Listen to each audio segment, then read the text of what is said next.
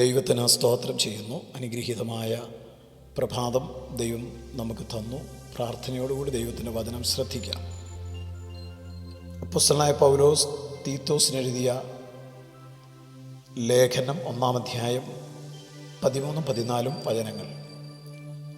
വിശ്വാസത്തിൽ ആരോഗ്യമുള്ളവരായി തീരേണ്ടതിന് യഹൂദ കഥകളെയും സത്യം വിട്ടകലുന്ന മനുഷ്യരുടെ കൽപ്പനകളെയും ശ്രദ്ധിക്കാതിരിക്കേണ്ടതിന് അവരെ കഠിനമായി ശാസിക്കാം. ആരോഗ്യകാര്യത്തിൽ എല്ലാവരും ശ്രദ്ധിക്കുന്നു, പാവപ്പെട്ടവരും പണക്കാരും എല്ലാവരും. അതുകൊണ്ടാണ് ചെറിയ അസുഖങ്ങൾ വരുമ്പോൾ തന്നെ ഡോക്ടറെ പോയി കാണുന്നത്, മരുന്ന് എടുക്കുന്നത്, ശരീരത്തിന് ആവശ്യമായിട്ടുള്ള ആഹാരം, വെള്ളം ഇതെല്ലാം കഴിക്കുന്നത്, കുടിക്കുന്നത്. ശരീരത്തിൻ്റെ ആരോഗ്യകാര്യത്തിൽ എല്ലാവരും ശ്രദ്ധാലുക്കളാണ്. ഇതുപോലെ വിശ്വാസത്തിൽ, ദൈവത്തിലുള്ള വിശ്വാസത്തിൽ, ക്രിസ്തുയേശുവിലുള്ള വിശ്വാസത്തിൽ നാം എല്ലാവരും ആരോഗ്യമുള്ളവരായിത്തീരണം. വചനം ഇന്ന് നമ്മോട് ആവശ്യപ്പെടുന്നു, നാം വിശ്വാസത്തിൽ ആരോഗ്യമുള്ളവരാകണം. നമ്മുടെ വിശ്വാസം ആരോഗ്യമുള്ളതാണോ, ക്ഷീണിച്ചതാണോ, ക്ഷയിച്ചുകൊണ്ടിരിക്കുന്നതാണോ, തളർന്നതാണോ, രോഗമുള്ളതാണോ എന്ന് നാം ഓരോരുത്തരും കണ്ടുപിടിക്കണം. വിശ്വാസത്തിൽ ബലഹീനരാകാൻ പാടില്ല.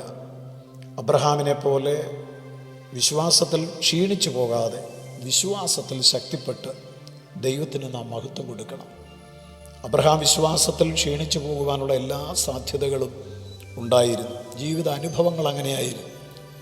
എന്നാൽ ആ അനുഭവങ്ങളിലൊന്നും തൻ്റെ വിശ്വാസത്തിന് ക്ഷീണം വരാതെ വിശ്വാസം ഓരോ ദിവസവും ശക്തിപ്പെട്ടുകൊണ്ടിരുന്നു എന്നാണ് റോമാലേഖനത്തിൽ പൗലോസ് അപ്പോസ്തലൻ അബ്രഹാമിൻ്റെ വിശ്വാസത്തെക്കുറിച്ച് പറഞ്ഞിരിക്കുന്നത്.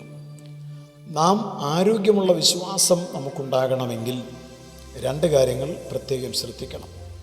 ഒന്ന്, യഹൂദ കഥകളെയും സത്യം വിട്ടകലുന്ന മനുഷ്യരുടെ കൽപ്പനകളെയും നാം ശ്രദ്ധിക്കാതിരിക്കണം.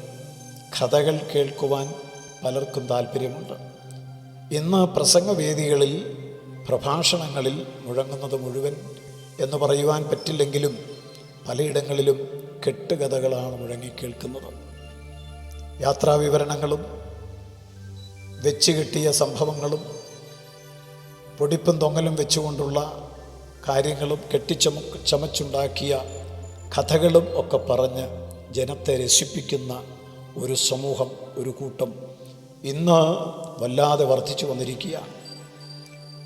കഥകൾ കേൾക്കുവാൻ, വചനം കേൾക്കുന്നതിന് പകരം ഇക്കിളിപ്പെടുത്തുന്ന, ചിരിപ്പിക്കുന്ന, രസിപ്പിക്കുന്ന, പൊടിപ്പും തൊങ്ങലുമൊക്കെ വെച്ച് പറയുന്ന, അതിശയോക്തി കലർന്ന് പറയുന്ന കഥകൾ കേൾക്കുവാൻ ആരൊക്കെ നിന്ന് കൊടുത്തിട്ടുണ്ടോ അവരുടെ വിശ്വാസമെല്ലാം ക്ഷീണിച്ചുകൊണ്ടിരിക്കുന്നു, തളർന്നുകൊണ്ടിരിക്കുന്നു, അത് രോഗാതുരമായിക്കൊണ്ടിരിക്കുന്നു.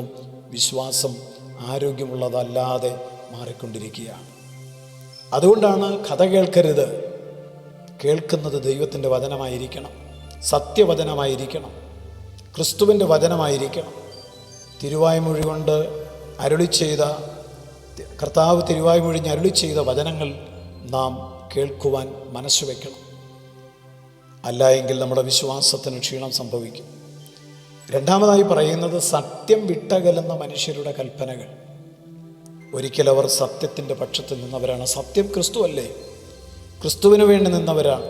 എന്നാൽ സത്യം വിട്ടകലുന്നവരാണ് അവർ. ഒരു കാലത്ത് ധൈര്യത്തോടെ, കോംപ്രമൈസ് ഇല്ലാതെ, വചനത്തിൽ മായം ചേർക്കാതെ ദൈവവചനം സത്യമായി ഉള്ളതുപോലെ പ്രസംഗിച്ചു കൊണ്ട് നടന്ന മനുഷ്യർ ഇന്ന് സത്യം വിട്ടകലുകയാണ്. സത്യം വിട്ടകലുന്ന മനുഷ്യരുടെ കൽപ്പനകൾ ശ്രദ്ധിക്കരുത്. 2 കാര്യങ്ങൾ ശ്രദ്ധിക്കാതിരുന്നാൽ വിശ്വാസത്തിൽ ആരോഗ്യമുള്ളവരാകാം.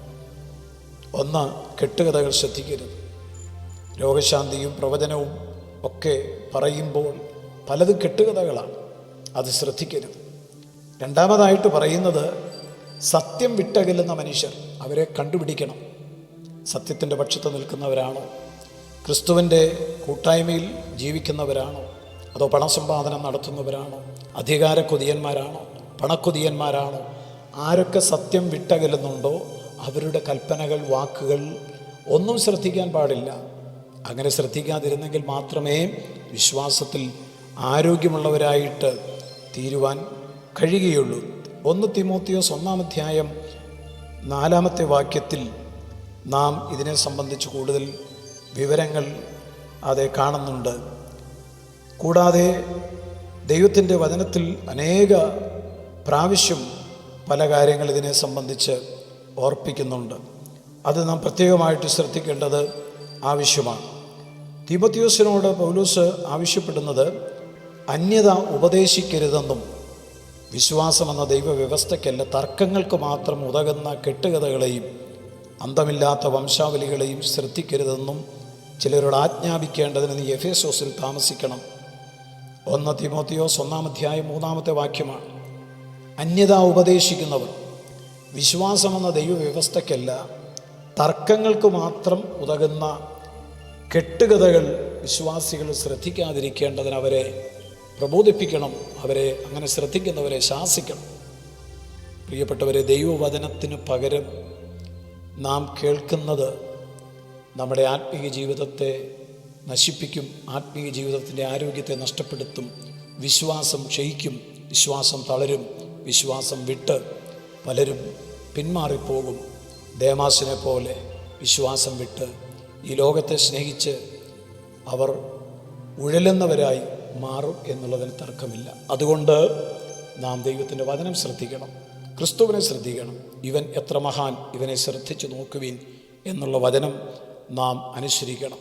നമുക്കൊരുമിച്ച് പ്രാർത്ഥിക്കാം. ദൈവമേ, കെട്ടുകഥകളും വംശാവലികളും അനേക പ്രിയപ്പെട്ടവരെ വിശ്വാസത്തിൽ ക്ഷീണിപ്പിക്കുമ്പോൾ യഥാർത്ഥ വചനം കേൾക്കുവാൻ പ്രിയപ്പെട്ടവർക്ക് കൃപ കൊടുക്കണം.